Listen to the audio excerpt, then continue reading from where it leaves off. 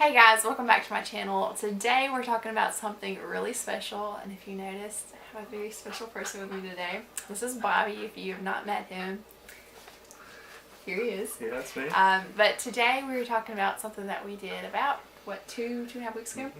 And that is RAGBRAI. Now, if you're not familiar with RAGBRAI, RAGBRAI is something that takes place in Iowa. It stands for the Register's Annual Great Bike Ride Across Iowa. And so what that is obviously a bike ride across the state. You go from the west side of the state and dip your back tire in the Missouri River, and you go across, and on the east side of the state you dip your front tire when you finish into the Mississippi River. And so we got to experience that. It took us about 7 days to do it, and for this race, I think it was the 46th annual race, and it was 428 miles. Very unfortunately, there was several tornadoes that happened like a day or two before we got on the road, and so I think for the most part we stayed on our route or our path, but I think because of a couple of thunderstorms and those tornadoes, I think they had to move it just a little bit. So overall, we are guessing we did a little over 450 on our mileage, but for us to not be cyclists, like, this was such an amazing ride. It made us sound like punks a little bit because we didn't train for it. Yeah, not at all. And we met some individuals that said that they had biked like 1,500 miles prior to going on RAGBRAI, but we biked maybe like 10 or 15 miles tops. So not, we really didn't train, but thankfully we are young individuals and we are fairly active, so we had that going for us. But the entire week was just such an adventure, and so we're going to share some of that adventure with you guys today. So, Bobby, what was your favorite thing about RAGBRAI? Probably my favorite thing is touring around the towns in Iowa and seeing the different ways people live in the Midwest and just how different it is in the South. Although, like, people were like very similar in hospitality to the South. Their lifestyles are very different, especially with the drinking in the Midwest, how open that it was. It's a lot different than it is in the South. But the people were just as nice and hospitable in the Midwest as they are in the South, for sure. Yeah.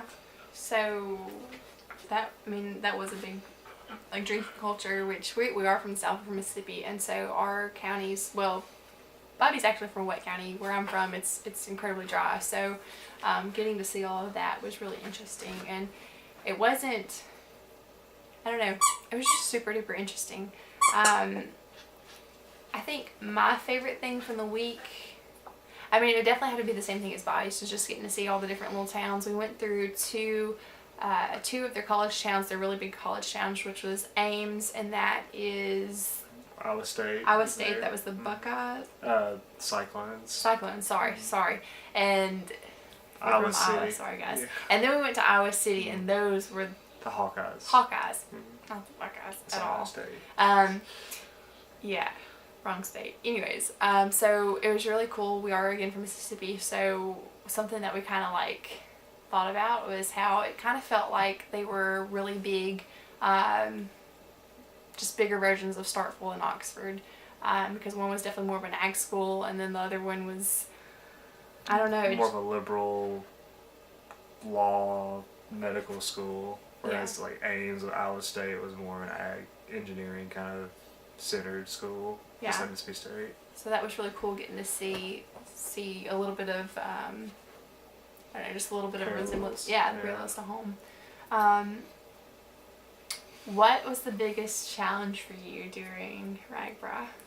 Definitely my knees started hurting after the third or fourth day, and the tendonitis started to set in, which I've never had before, so that was really difficult to push through, and especially going up hills and pushing down the pedals was really put a lot of tear on my knee, or felt like it was putting tear on my knee. It's a lot better now. It's still a little sore, but probably the tendonitis in my knee, just from the hills. Yeah. Because Iowa's very hilly. It's not as flat as you think it would be. Yeah, so that was one big misconception that we had, was that going into it we thought Iowa was incredibly flat, and we can assure you it is anything but flat. There are constant rolling hills, and we went through a lot of farmland. So I know they talked a little bit about like North Iowa, like really northern Iowa, how it was a little bit different. I guess we were pretty south, weren't we? We're like in the center, and we went a little south. Okay. But we were mostly in the center line of the state. It felt like. Yeah, but our area was definitely the rolling hills.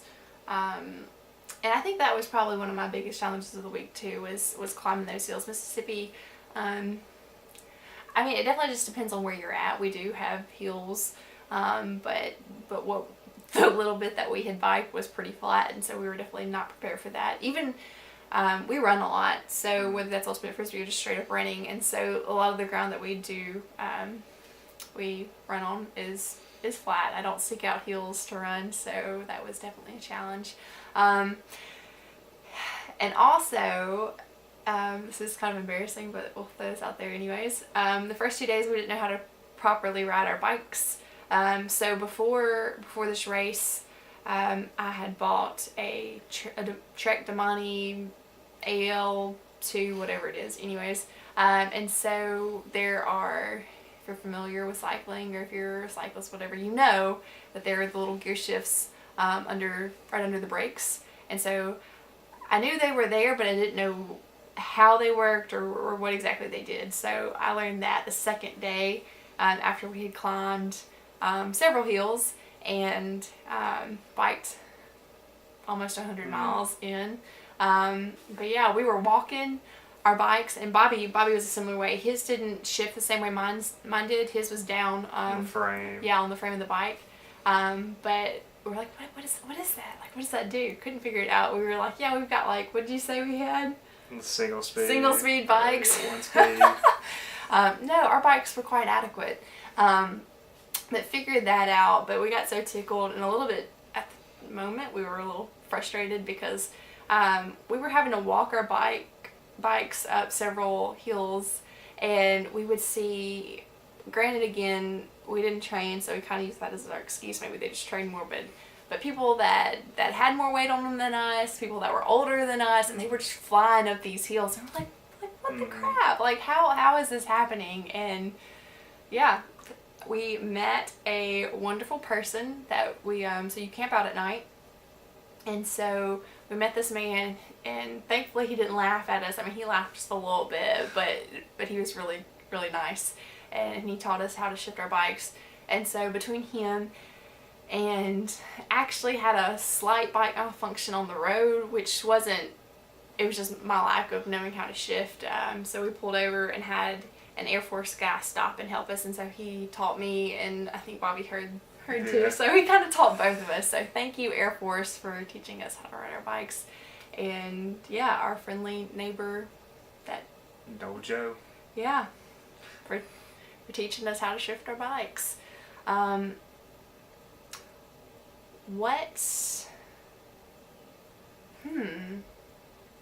what do you think about RAGBRAI? Like, what stands out to you after coming home now? Just how nice everybody was, for sure.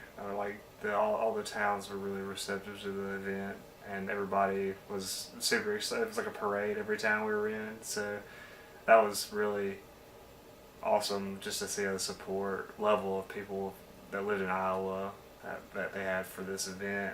Obviously, it brings in a lot of money, so that probably is a little incentive for them to enjoy it and enjoy us, because we brought in a lot of money, because there's like 10,000 riders at least at one point.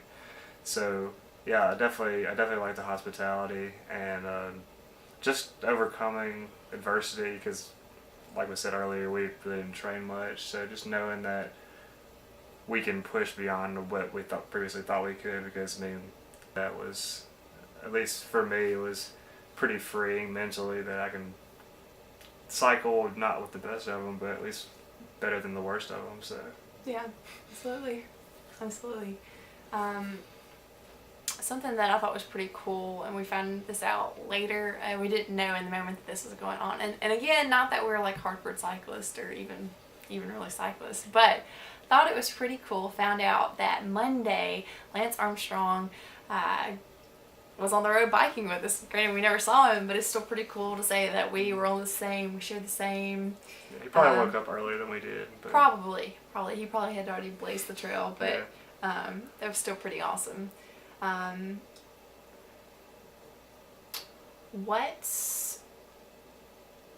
me think. What else? What do you have? You got anything?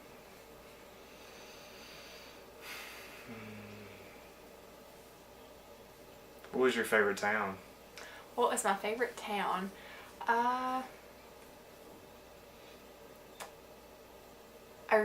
So the college towns were pretty awesome. I really liked Ames. When we made it into Ames, we went straight to we went into their college and went into their football stadium.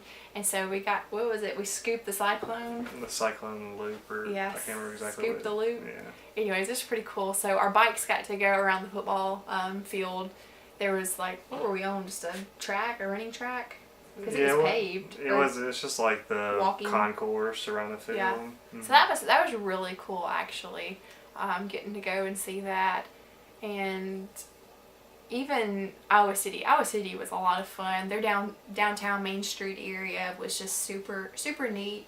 It's a little bit older, so there was a lot of really cool, there were neat restaurants, and we got to check out two bars that were a little bit older. We went to one place called, was it Deadwood?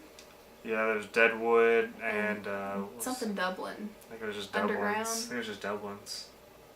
Yeah, it was some kind of Irish bar, but they were both pretty cool. The Irish bar, you go down, and it's downstairs, like it's a basement kind of basement like bar, and there's a lot of wood in there. So I don't know if that had been that bar, like from the very beginning, or what it was, but just like the woodwork in there, it just had like a really cool. Speakeasy or something. Yeah, it just had a really neat feel to it. So it's kind of funny saying that, but. I'm a youth director, and so us ending up there was kind of funny. But one of the bars that we went to, Deadwood, got really tickled because it ended up being a ministry moment. I met a lady, and so I'm like in a bar, and I'm like talking about Jesus to her. So I thought that was really funny and pretty cool. What did you like? What was your favorite town? Probably Ames or Iowa City. It's kind of hard to decide. They're pretty just different college towns, but we didn't really go to the bar scene that much in Ames. Iowa City was really the only place that we went to a bar, but yeah. So I mean, I liked Ames and Iowa City, probably between those two for sure. I'm not sure which one I like more. I mean, I'm biased to the Cal College towns like Starkville, so I'd probably say Ames, but I liked Iowa City a lot too. Yeah. So, what did you think about the food during RAGBRAI? It was plentiful for sure. A lot of pork and a lot of corn, plenty of that, and pie.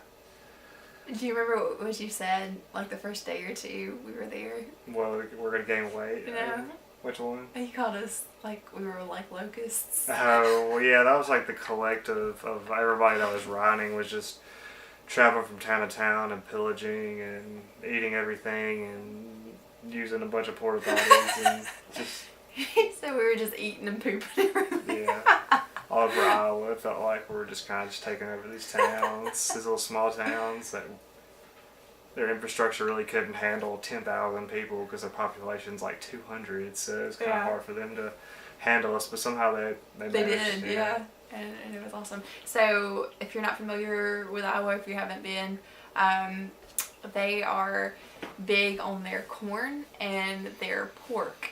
And so there was a lot of, well, not a lot, but there was a good bit of sweet corn. Whoops. There was a good bit of sweet corn and also a lot of pork products. Pork chops were plentiful, and they also had bacon. And what else? That was like the two biggest things. Yeah, mostly like, pork chops. I think what were they called? What was that? Mr. Pork Chop was big. Yeah, Mr. Pork Chop. And Beekman's was big, and their ice cream, obviously, they weren't pork chops, but I think Beekman's is maybe some kind of Midwestern staple because everybody seemed to know about it. I mean, maybe it's just a RAGBRAI I think it's maybe a RAGBRAI thing. But... So if you're not familiar with Beekman's, and I don't know if they've got a brick and mortar store or not, if they were just this They do catering traveling. for sure. Oh, really? Mm-hmm. I looked them up afterwards. That's cool. So, and they might have had other stuff, but what we got from them was homemade ice cream, and it was divine. So it was so cold and frozen that it almost had just like a little bit of like a crunchy ice texture. And I like, you may be like, that's weird, but I mean that in the best way possible because it was just so fresh and delicious. That was really a treat. Powered by the flywheel too. Yeah, and it was powered by a flywheel, so that was really awesome. What else? What did you find that you relied most on during RAGBRAI, like as far as like equipment and stuff? Did you feel like you were partial to like something like, I don't know if I could have made it through the week without this? Well, obviously without the bike, right? All right, yeah. I would have probably like beef jerky or snacks or Gatorade. Definitely helped my morale through the trip. Yeah. I don't know if I could have made it without drinking 4 Gatorades a day at least. That's that's what I needed. Just relying on that sugary treat every 10 or 20 miles was nice. Definitely, the beef jerky was quite a treat too. That was something we would just like pull off on the side of the road and start. He carried his backpack, and so we would just like pull it out of the backpack and start munching on some beef jerky. So that was really good. Something we learned about while we were there was I don't know if I want to say it right. Shimmy cream, shimmy butter. If you're not familiar with that, it's basically like a chafing lotion that you just loops up everything. Yeah, you put on your bits, so that just keeps it from chafing. And so, yeah, we got some of that, and thankfully, no chafe here. I was definitely worried about that beforehand, but it was that was the least of my problems. I would have expected that would have been the most of my problems, being so sweaty and hot and kind of in that same cycling position for so long, but it was nice. Yeah. The butter worked. Yeah, absolutely. Something else that we definitely didn't prepare for or take into consideration was our bike shorts. So we had padded bike shorts, and I guess this is just because we're completely new to the scene, and we only had one pair of bike shorts apiece, and so yeah, would have loved to have brought more of those. I felt like I had to wash them every day. Did have to wash them almost every day, so that if I ever did it again, I would definitely have more than one pair of bike shorts, padded bike shorts.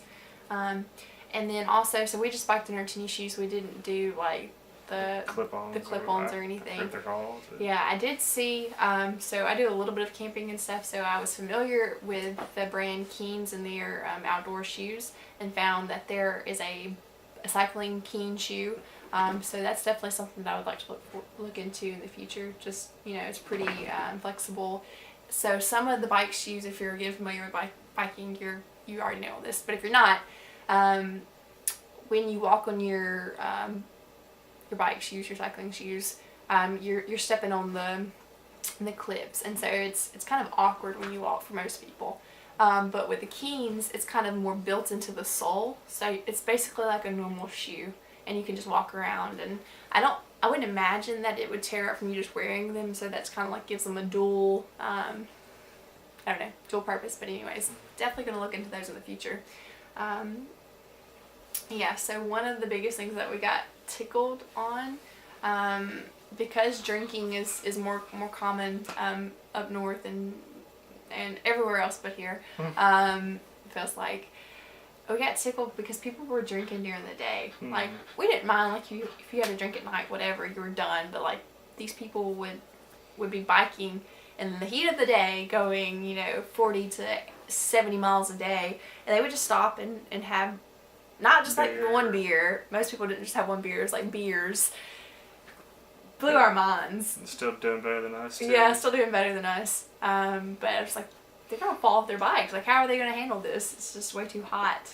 Way too hot to be drinking. We stopped at one place called Templeton. And this was a really cool little town. So the town itself wasn't all that big, but they had is it a distillery? Yeah, Templeton Rye. I think it was a distillery. Templeton Rye. And it was a whiskey. Templeton Rye whiskey. Yeah, it was a whiskey. And so we got to see that, and they just had a really cool setup. And again, getting tickled because there were people drinking a lot of the Templeton Rye whiskey. It was a town of 200 people. Yeah. But at the same time, like it had a really neat feel to it, and it wasn't, I don't know, it just is a very, very neat little town. Yeah, that's where they're giving away the bacon to. Yep. To people. That's Whiskey and bacon. What a combination. Wrapping up this conversation, if you had to do RAGBRAI again, would you do it again?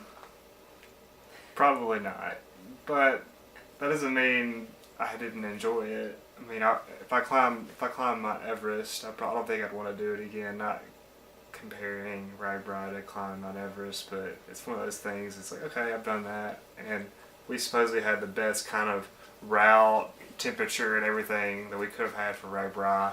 So it's kind of, it'd be hard to do it again just because we would not have as much fun if we did it again. Supposedly, is what everybody was saying. The weather was perfect, the route was perfect. We got to see all the not important towns, but the big college towns, and that was really big for us because I've always wanted to see. I want to see as many college towns as I can just to get a different perspective on all the different places, university towns. So that was definitely something that I thought was really cool because apparently they don't go through Ames in Iowa City every year. Yeah. But yeah, so probably not, but not because I didn't enjoy it. Yeah. Yeah, so would I do RAGBRAI again? Yeah, probably not. But the only thing different from Bobby would be that if we had kids, I might consider doing it again. Something that we saw was that there were some families that would either have their kids, biking on their own, or they would have like a little attachment piece to the parents' bike so that the kids could either ride in like a little wagon where they're pulled, or have a bike set up, like a little children's bike, and so the kids could kind of be pedaling in the back. We also saw one mom that had a basket set up that she had custom built, and so the children, which thinking about it, it's kind of dangerous because if somebody would have knocked her over, those kids would have been flying. But it was still sweet regardless, just maybe not that safe. But they were sitting in the front of the bike in this little box setup that she built. So anyways, so if we had kids, I'd probably consider it. We'd actually even talked about that if we did it with children, they'd have to be able to function because porta potties, showers were not always the greatest setup. So, taking that in consideration, they definitely would be worn out at night. So, that could definitely be a possibility. Or if we had a bunch of friends that were up for going, or, family members, which, that would be cool too. But anyways, I don't think we would do it again just on our own because we already had a really great experience. Yeah. And if it was less, we'd be like, that one year when RAGBRAI was just the best.